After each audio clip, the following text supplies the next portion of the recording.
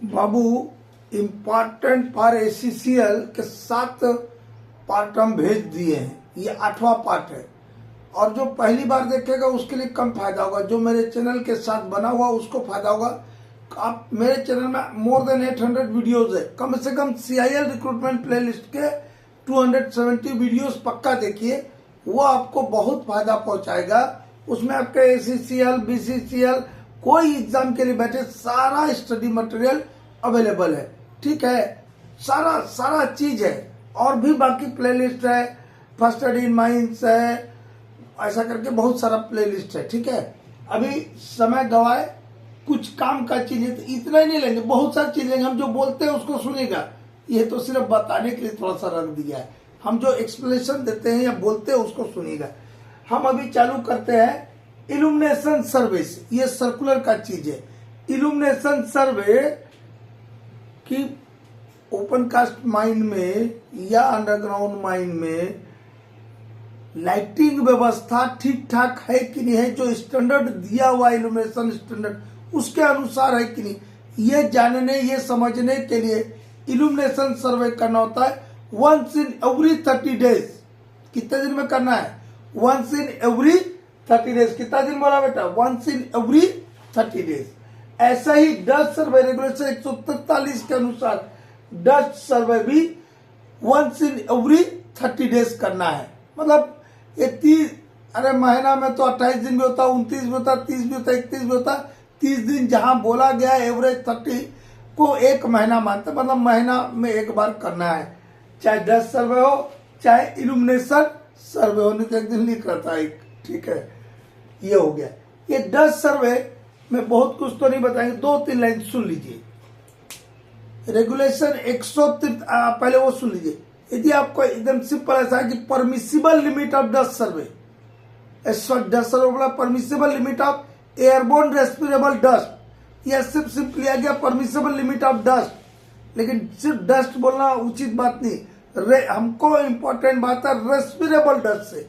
जो रेस्पिरेबल डस्ट है उसका परमिसिबल लिमिट क्या है, सिर्फ ऐसा लिख के है तो लिखेगा 2 मिलीग्राम पर मीटर क्यूब।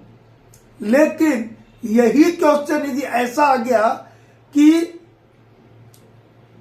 आपका जो है 12th नेशनल सेफ्टी कॉन्फ्रेंस ने 10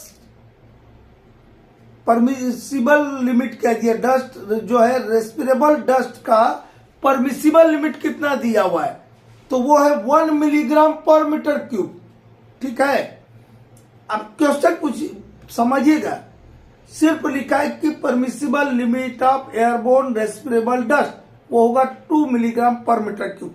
लेकिन यही सेम चीज को यदि उसमें जोड़ दे कि 12th सेफ्टी कॉन्फ्रेंस का क्या रिकमेंडेशन है, तब हो जाएगा 1 मिलीग्राम पर मीटर क्यूब हो जाएगा, ठीक है। मतलब उसको रिड्यूस करने के लिए कहा गया है 12th नेशनल सेफ्टी कॉन्फ्रेंस ने, ठीक है। डस्टी लेस, और उसके बाद जो आएगा उसमें 0 दिखाएगा, मतलब डस्टी लेस माइन की तरफ हमको बढ़ना होगा, ताकि डस्ट से रिलेटेड जो हमारे फेफड़ों में बीमारी होती है, लंग्स में डिजीज होती है, जिसको हम इन जनरल टर्म न्यूमोकोसिस बोलते हैं, उसके भी न्यूमोकोसिस के टाइप होते हैं। कोल्ड डस्ट के कारण हुआ तो उसको कोलमाइनस न्यूमोकोसिस बोलते हैं, सिलिका डस्ट से हो तो सिलिकोसिस बोलते हैं। इस टाइप का ढेर सारा बहुत बार चर्चा की है, ठीक है। तो डस्ट रिलेटेड जो डिजीजेस है उससे हम बच सके, इसीलिए एकदम अब हम उस तरफ बढ़ रहे। 2 मिलीग्राम पर मीटर क्यूब पे है, 12th नेशनल सेफ्टी कॉन्फ्रेंस ने 1 मिलीग्राम पर मीटर क्यूब कर दिया। आगे जो आएगा वो 0 पे आ जाएगा, ठीक है। ये डस्ट सर्वे 30 दिन में एक बार करना है, इल्यूमिनेशन का बता ही दिया इसमें। लेकिन जो 2 मिलीग्राम पर मीटर क्यूब वाला हिसाब है यह है कोयला सीम में, ठीक है। लेकिन जहां पर फ्री सिलिका 5% से अधिक मिलता है, जहां पर फ्री सिलिका 5% से अधिक मिलता है, वहां पर हमको रेस्पिरेबल एयरबोर्न डस्ट का परमिसिबल लिमिट निकालने के लिए फार्मूला होता है 10 divided by percentage of free silica, ठीक है। ये हो गया। Examination of equipment material and arrangements for fire fighting, FF लिखा मतलब फायर फाइटिंग। आग बुझाने वाले, फायर फाइटिंग मतलब आग बुझाने के लिए जो भी साधन, संसाधन, इक्विपमेंट, मटेरियल, कोई अरेंजमेंट आपके पास है कोई, तो उनका एग्जामिनेशन कितने दिन में करना और कौन करेगा। ठीक है, ओपन कास्ट के लिए अलग बोलता है, अंडरग्राउंड के लिए अलग बोलता है। ठीक है, और ये कहां से बोल रहे हैं हम, रेगुलेशन 139 के सब रेगुलेशन 6 से बोल रहे हैं। और ओपन कास्ट में कौन होगा, अंडरग्राउंड में कौन होगा, ये बताया हमने CIL रिक्रूटमेंट प्लेलिस्ट के पार्ट 61, 62, 63 में बताए हैं ये सब बातें को, on the basis of regulation 247। ठीक है, जो भी फायर फाइटिंग आग बुझाने वाले संसाधन है, मटेरियल है, इक्विपमेंट है, उनकी जांच वंस इन एवरी 30 डेज, ये तीनों बात 30 दिन वाला है।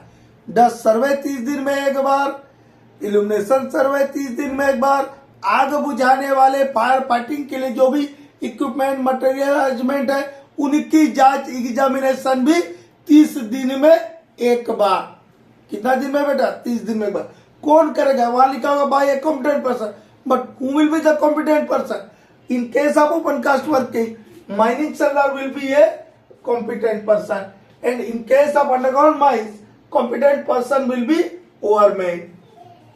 ठीक है, समझ आए कि ये दो रेगुलेशन 247 के सब रेगुलेशन 1 के अनुसार, रेगुलेशन 247 के सब रेगुलेशन 3 के अनुसार माइनिंग सरदार होगा ओपन कास्ट के लिए। ठीक है, for which new installations, for which new installation of winding, ठीक है, for which new installation of winding, winding के किस न्यू इंस्टॉलेशंस के लिए owner, agent, manager shall give notice to and before days और द इंस्टॉलेशन इज, और वो installation कौन सा होगा। वाइंडिंग इंस्टॉलेशन दो ही होता है, एक मेन वाइंडिंग होता है, एक मटेरियल वाइंडिंग होता है। ठीक है, तो जो आपका रेगुलेशन 77 है, 77 मतलब 77, वो बोलता है कि जहां पर आदमी को लोअरिंग एंड रेजिंग किया जाता, मतलब क्या हुआ, मेन वाइंडिंग आप करना चाह रहे हो और उसका नया इंस्टॉलेशन करना चाह रहे हैं, तब ओनर, एजेंट और manager not less than 60 days before notice देंगे chief inspector mines and regional inspector mines. किसको बेटा, chief inspector mines and regional inspector mines को किसको नोटिस देंगे, chief inspector mines and regional inspector mines को not less than 60 days before. और किस type के, और नए वाइंडिंग इंस्टॉलेशन के लिए, मेन वाइंडिंग इंस्टॉलेशन के लिए, मेन वाइंडिंग इंस्टॉलेशन को नया लगाना आप चाह रहे हैं, तब ओनर, एजेंट या मैनेजर चीफ इंस्पेक्टर माइंस और रीजनल इंस्पेक्टर माइंस को not less than 60 days before इसका नोटिस देंगे। और ऐसा ही चीफ इंस्पेक्टर, रीजनल इंस्पेक्टर वाला 125 में भी बताए थे, जब रीओपनिंग करना है सील्ड ऑफ पैनल का फायर के चलते, स्पॉटिंग के चलते, तो भी वहां पर 30 दिन पहले थे, ये अलग बात है, वो 30 दिन पहले था, 30 दिन पहले आपको रीजनल इंस्पेक्टर माइंस और चीफ इंस्पेक्टर माइंस को रीओपनिंग के लिए नोटिस देना था। ठीक, आगे बढ़ते हैं। टेन्योर और term of safety committee, tenure और टर्म ऑफ सेफ्टी कमेटी मतलब कितने साल के लिए रहेगा, 1 साल है, 2 साल, 4 साल, 5 साल, 1 दिन, 2 दिन, टर्म उसी को बोलते हैं, टेन्योर उसी को बोलते हैं। तो 9th सेफ्टी कॉन्फ्रेंस का रिकमेंडेशन है कि term of safety committee will be 2 years। कितना दिया बेटा, 2 years। अब एक बोलेगा सर मैं 1964 और 66 का एक सर्कुलर पढ़ा था, वहां 1 year था, तो हम नहीं पढ़े हैं क्या। अरे वो 64 और 66 की बात को भूल ना जाओ, 9th सेफ्टी कॉन्फ्रेंस बाद का आया, तो जो रिसेंट रहेगा, लेटेस्ट रहेगा, उसको मानते हैं। ठीक है, इसीलिए वो 1 year वाला भी बता दिए हो, तो बोलेगा हम पढ़े थे वहां, और हम नहीं पढ़े हैं क्या। टेन्योर और टर्म ऑफ सेफ्टी कमेटी कितना है, 2 years। कब बनाते हैं safety committee, at every mine where more than 100 persons are ordinarily employed, 100% नहीं है, more than 100 persons are ordinarily employed, owner, agent or manager shall constitute a safety committee for promoting safety in the mine। ठीक है, उसमें कौन कौन होता है, क्या होता है, कई बार बताया। देखते हैं टेन्योर और टर्म ऑफ WI। तो हम बोला सेफ्टी कमेटी बता रहे तो WI को बताते। WI का कितना दिया है 29Q में, सेफ्टी कमेटी 2 साल, याद रखना। WI 3 साल, कुछ नहीं है, 3 इयर्स। दिक्कत रहेगा। सेफ्टी कमेटी कितना बोला, 2 साल, WI 3 साल। ठीक है, WI के बारे में 2-3 लाइन सुन लीजिए।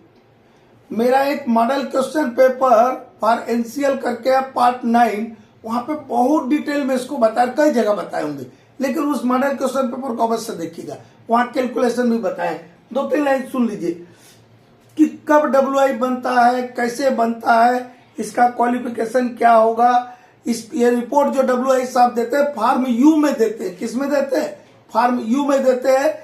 ये सप्ताह में 2 दिन WI का काम करेंगे, बचे दिन अपना बाकी काम करेंगे। ठीक है, नॉर्मल जो उसका ड्यूटी है वो करेंगे। ठीक है, तो क्या बोलता है इसके लिए, अपॉइंटमेंट के लिए क्या करते हैं, for every mine where more than 500 or more, 500 या उससे अधिक, 500 or more person are ordinarily employed, owner, agent और manager shall designate 3 qualified employees of the mine to carry out the inspection of the mine on behalf of the workers employed therein, 1 for mining, 1 for electrical, 1 for mechanical installations। क्या बोला, कुछ नहीं बोला। हर ऐसी mine में जिसमें 500 या उससे अधिक, 500 और मोर पर्सन और ऑर्डिनरी एम्प्लॉयड, तो वहां पर ओनर, एजेंट या मैनेजर जो है माइन के 3 क्वालिफाइड एम्प्लॉइज को माइन के वर्कर के तरफ से माइन का इंस्पेक्शन करने के लिए WI नॉमिनेट करेंगे, डेजिग्नेट करेंगे। ठीक है, अब वो माइनिंग से 1 होगा, मिनिमम 1 होगा, इलेक्ट्रिकल से मिनिमम 1 होगा और मैकेनिकल से 1 होगा। माइनिंग के लिए अलग और क्राइटेरिया आगे बोल रहे हैं। ठीक है, ये वह इतना कितना समझ है। और इनका सिलेक्शन किस बेस पे होगा, जो लार्जेस्ट ट्रेड यूनियन है उसका जो मेंबर होगा वो WI बनेगा। ठीक है, वो दिया हुआ 29Q में। फिर क्या बोलता है कि ये number of person are more than 1500, 1500 से ज्यादा हो जाए, ऑर्डिनरी एम्प्लॉयड पर्सन कितना हो जाए, मोर देन 1500 हो जाए, तो सिर्फ माइनिंग डिसिप्लिन में, किसकी बात कर रहे हैं, पूरा हम 29Q नहीं बता रहे, मोटा मोटी बता दे सिर्फ माइनिंग डिसिप्लिन में हर 1000 व्यक्ति या उसके किसी भाग के लिए 1 एडिशनल WI रखना होगा, ये नियम है। इसके पास क्या क्वालिफिकेशन होना चाहिए, माइनिंग का है तो कम से कम ओवरमैन सर्टिफिकेट होल्डर, इलेक्ट्रिकल का है तो इलेक्ट्रिकल सुपरवाइजर सर्टिफिकेट, और मैकेनिकल के लिए जो ओवरमैन या इलेक्ट्रिकल सुपरवाइजर सर्टिफिकेट के बराबर मान्यता रखने वाला सर्टिफिकेट उसके पास होना चाहिए। ऐसा व्यक्ति के पास खदान में काम करने का 5 साल का, ये मेरे हाथ में कितना उंगली है, कितना फिंगर्स और थंब मिला के 5 से 5 चाहिए, 5 साल का प्रैक्टिकल एक्सपीरियंस चाहिए। और जिस माइन के लिए उसको नॉमिनेट किया जा रहा है, डेजिग्नेट किया जा रहा है, उसका उसके पास 2 साल का एक्सपीरियंस होना चाहिए। वो जो WI साहब रहेंगे, वो WI साहब ऐसे नहीं बना देंगे उसको ओरिएंटेशन ट्रेनिंग देंगे। वो कितना ओरिएंटेशन ट्रेनिंग रहेगा, not less then 30 lectures and demonstration, 30 नहीं बोला बेटा, not less then 30 lectures and demonstration of duration of not less then 2 years, 2 hours, years बोल दिया, सॉरी 2 hours, कम से कम 2 घंटा से कम नहीं वाले। कितने लेक्चर चाहिए, 30 लेक्चर और डिमॉन्स्ट्रेशन चाहिए। ठीक है, तभी उसको WI के लिए बनाया जाएगा, उसको भेजता है कंपनी। ये हो गया। इसके अलावा ड्यूटीज तो उसका बताइए कितने कितने दिन करेगा। इसके अलावा कोई माइन में इंसिडेंट या एक्सीडेंट हो जाए तो ओनर, एजेंट या मैनेजर जो है इस दुनिया में सिर्फ 2 ही आदमी को इमीडिएट रिपोर्ट करते हैं, रीजनल इंस्पेक्टर ऑफ माइंस और WI को। ठीक है, इतना मोटा मोटी WI का रखिए, आगे बढ़ते हैं।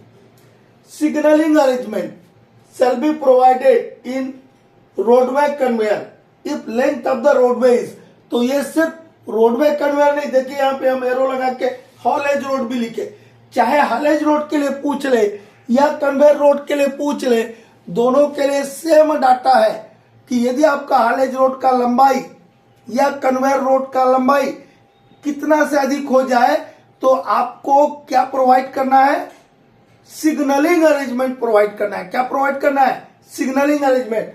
एक्सीडिंग 30 मीटर, कितना, 30 मीटर से अधिक हो जाए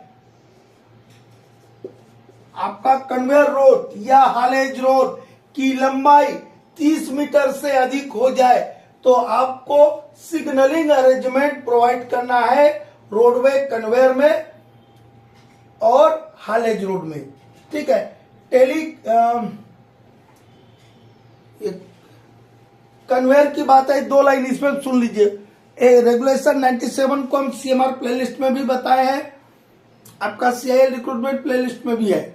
उसका एक उसमें बहुत लंबा चौड़ा बताए होंगे, उसका पहले सुन लीजिए। रेगुलेशन 97 का सर्वलेशन 6 और 7, ठीक है, रोडवे कन्वेयर वाला, उसमें क्या बताए होंगे हम, उसमें बताए होंगे कि अंडरग्राउंड में 97 के सर्वलेशन 6 में ये बताए होंगे, या सीएमआर में लिखा है, हम जो वहां लिखा वही ना बताएगा, अपने क्वेश्चन बताएंगे। क्या बताया वहां पे कि अंडरग्राउंड कोल माइंस में कोयला ढोने के लिए, कोल ट्रांसपोर्ट करने के लिए यदि आप कन्वेयर का इस्तेमाल करना चाहते हैं तो मैनेजर जो है एक कोड ऑफ सेफ्टी बनाएंगे, कोड ऑफ प्रैक्टिस, कोप जिसको बोलते हैं सीओपी, कोड ऑफ प्रैक्टिस बनाएंगे। काहे के लिए, IOMU के लिए। IOMU क्या होता है, for installation, operation, maintenance and use of belt conveyor.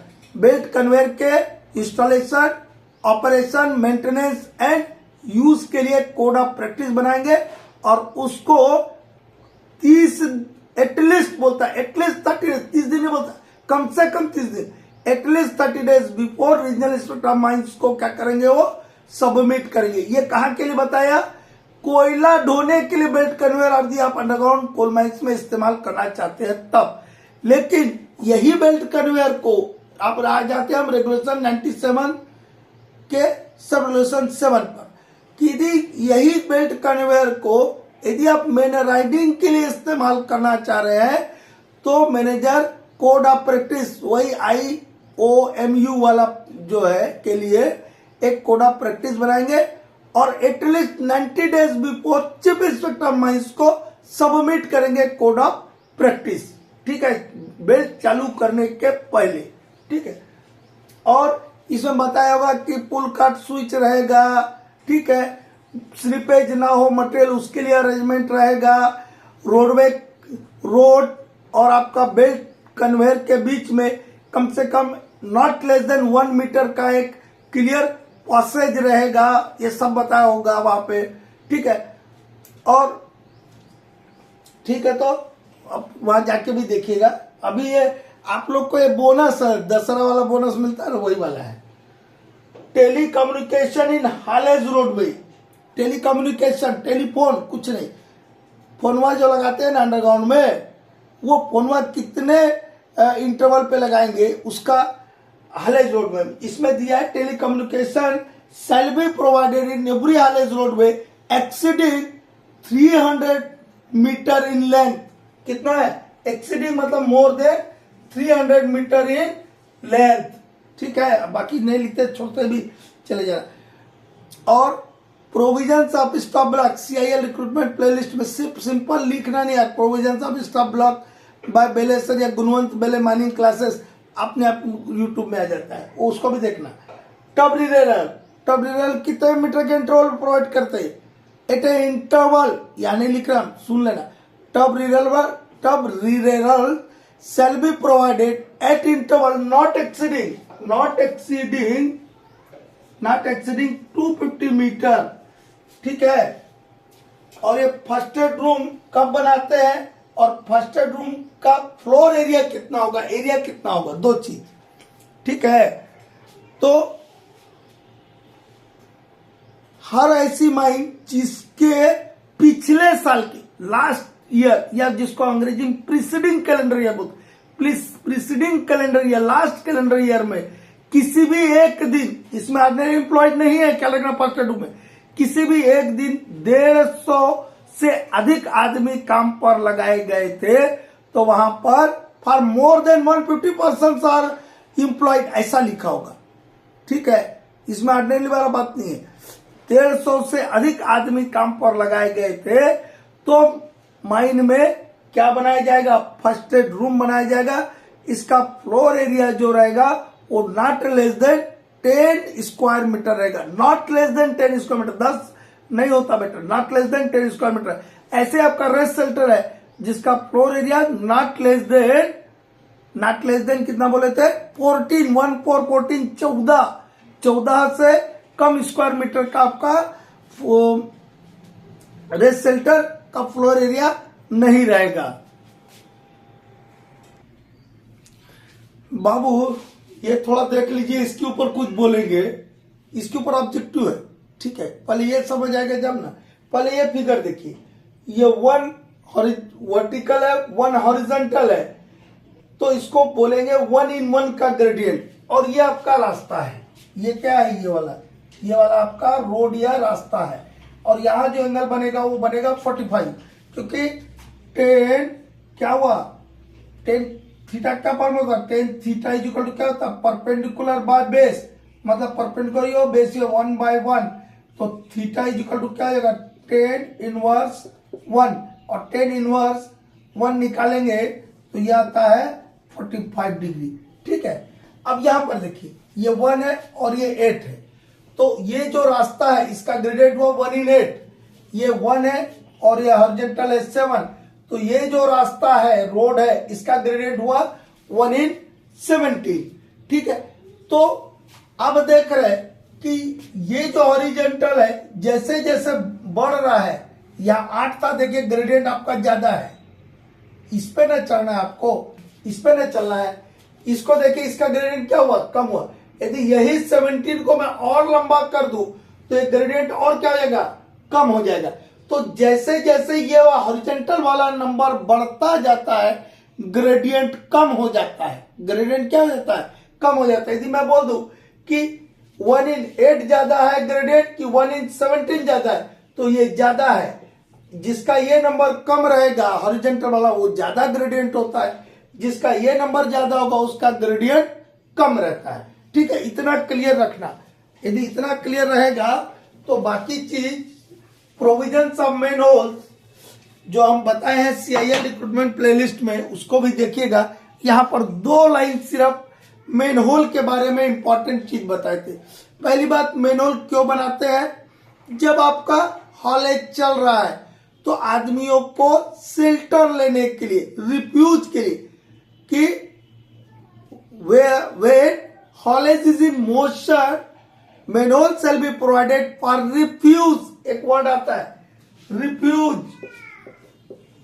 ये रिफ्यूज का मतलब होता है शेल्टर लेना, आश्रय लेना, छुपने के लिए, क्योंकि आपका हालत चल रहा है और यदि अल्टी पल्टी हो जाए, कहीं रोप टूट जाए या ऐसे भी आपका टब पलटी हो जाए तो आदमी को मार चोट लग सकता है। पहली बात तो हालेज रोड में जाने का किनको किनको प्रोविजन है वो बताए हम हालेज रोड वाले में। सिर्फ जो मेंटेनेंस के पर्सनल है और जो जिनको हाल रोड का इंस्पेक्शन करना है उन्हीं लोग को जाना है। ये हालेज रोड का इंस्पेक्शन कितने दिन में करते जी एग्जामिनेशन, 99 में बताए थे लगता ना। हालेज रोड और ट्रेवलिंग रोडवे का एग्जामिनेशन 7 दिन में एक बार ओवरमैन या अदर कॉम्पिटेंट पर्सन के द्वारा किया है, तो वो तो जाएगा बेचारा क्योंकि 99 में लिखा है। और जो मेंटेनेंस करना है हालेज रोड का, जिसको मेंटेनेंस करना है वो तो जाएगा ही जाएगा, ठीक है। बाकी को हालेज रोड से चलना नहीं है, ठीक है। तो ये जो रिफ्यूज लेने के लिए, उसको शेल्टर लेने के लिए, आश्रय लेने के लिए आपको मेनहोल हालेज रोड में प्रोवाइड करना है। तो कितना दूरी पे रखेंगे, हिंदी वाला बुक से मत पढ़िएगा बेटा, वहां लिखा होगा अधिकतम 10 मीटर, अधिकतम 20 मीटर, फेल हो जाएगा। एक्चुअल वर्ड क्या है उसको भी ध्यान में रखिएगा। तो नियम है कि not more than 10 metre, not more than 10 metre. एक क्या क्राइटेरिया है, not more than 10 metre, not more than का समझ, नॉट मोर देन 10 मीटर के इंटरवल पर मैनहोल प्रोवाइड करना है, ताकि जब हाले चल रहा हो तो वहां पर काम करने वाला या गुजरने वाला कोई व्यक्ति इस मैनहोल में शेल्टर ले सके, रिफ्यूज कर सके, मतलब शेल्टर ले सके, आश्रय ले सके, छुप सके। ठीक है, एक बात हुआ। फिर बोलता है कि यदि ग्रेडियंट जो है, if gradient is less than, if gradient is less than 1/6, 1/6 से कम ग्रेडियंट है, ये क्या है, ये 1/17, ये 1/6 से कम हुआ। 1/20 क्या हुआ, 1/6 से कम हुआ। 1/10 क्या हुआ, 1/10 1/6 से कम हुआ। नंबर यदि हॉरिजॉन्टल का बढ़ते जाएगा तो ग्रेडियंट कम होता है, ये पहले बताया हमने। यदि ग्रेडियंट इज लेस देन 1/6, हम पूछ लिया कि मेरा हॉलेज रोड है, हॉलेज रोड का ग्रेडियंट 1/15 है, तो कितने मीटर के इंटरवल पर प्रोवाइड करेंगे, वो वाला बात लागू हो रहा है यहाँ पे, क्योंकि 1/6 से वो कम ग्रेडियंट है 1/15। तो यदि ग्रेडियंट जो है 1/6 से कम है, तब आपको manhole shall be provided at interval not more than 20 metre interval, 20 metre नहीं बोल रहे बेटा, not more than 20 metre interval. Tips to understand the statutory provisions करके एक मेरा वीडियो है, लिखिएगा, सिंपली आ जाएगा, उसमें ये सब चीज को बताए। नॉट मोर देन का क्या मतलब होता है, एटलीस्ट का क्या मतलब होता है, नॉट लेस देन का क्या मतलब होता है। ठीक है, नॉट मोर देन 20 मीटर के इंटरवल पर, ठीक है, आपको मैनहोल प्रोवाइड करना है। मैनहोल का डायमेंशन दिया है, ऊंचाई जो है, हाइट जो है आपका not less than 1.8 metre, width आपका डेप्थ दिया है, उसका डेप्थ दिया 1.2 मीटर, और चौड़ाई जो है, ब्रेड्थ जिसको बोलते हैं, विड्थ बोलते हैं BREADTH, ब्रेड्थ जो है not less than 0.75 metre and not more than 1 metre.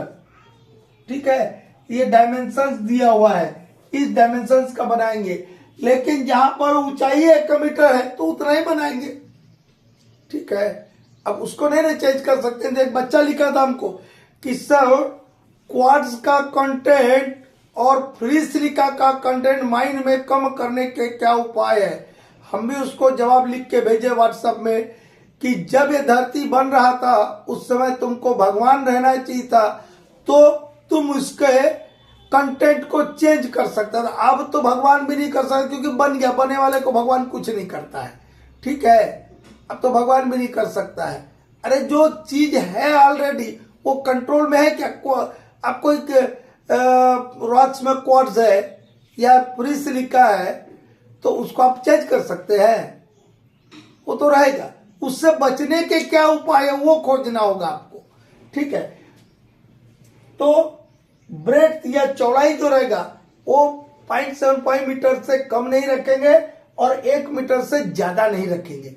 ऐसा इसलिए है कि आदमी आसानी से घुस जाए, लेकिन तब उसके अंदर ना घुस सके मैनहोल के अंदर। फिर आश्रय लेने का मतलब हुआ। ठीक है, आदमी आसानी से घुस जाए, मोटा से मोटा आदमी भी घुस जाए, लेकिन तब ना घुसे। और ये डेप्थ 1.2 मीटर, ये मान लो ये मेरा बोर्ड अभी मान लो साइड है आपका। ठीक है, तो इसमें हम जो है कितना काटेंगे अंदर तक, 1.2 मीटर तक, और ऊंचाई तो सबको बुझाता है नॉट लेस देन 1.8 मीटर। इसका जो मैनहोल है उसको साफ सुथरा रखा जाएगा, उसमें अचरा कचरा नहीं रखा जाएगा, ताकि आदमी आसानी से जा सके, घुस सके, रह सके। और उसके जो बाहर अंदर बाहर में उसको पोचारा कर देना, व्हाइट वॉशिंग कर देना है, और बाहर तरफ 0.3 मीटर तक उसको बढ़िया से साफ सफाई करके पुताई कर देना है। ठीक है, ताकि दूर से दिखे कि वहां मैनहोल है। सफेद कोयला में सब काला ही नहीं दिखता है जी, तो काला दिखा कहीं सफेद दिखा समझ आएगा हाँ हालेज रोड में मैनहोल होगा। ठीक है, और भी कुछ चीजें हैं, देखते रहिए, सुनते रहिए, पढ़ते रहिए, हम भेजते रहेंगे। लेकिन मेरे CIL रिक्रूटमेंट प्लेलिस्ट को अवश्य देखिए, CMR प्लेलिस्ट को देखिए, और भी प्लेलिस्ट को देखिए, बहुत सारा चीज है। समय है, जितना कर सकते हैं फायदा उठाइए, हम आपके साथ हैं। और ये वीडियो कैसा लगा अवश्य बताइएगा। और हम फास्ट बोलते हैं, उसमें कई एक वर्ड इधर उधर हुआ तो उसमें ज्यादा मिनमेक मत कीजिएगा, क्योंकि जो कोई लोग 2-2.5 घंटा में बताते हैं उसको हम 25 मिनट में बताने का प्रयास करते ताकि आपका भी समय बचे। मेरे पास एकदम समय नहीं होता है, उसके बावजूद हम आप लोगों के लिए प्रयास करते रहते हैं, अथक प्रयास कर रहा हूं। ठीक है, तो वीडियो कैसा लगा पक्का लिखिएगा।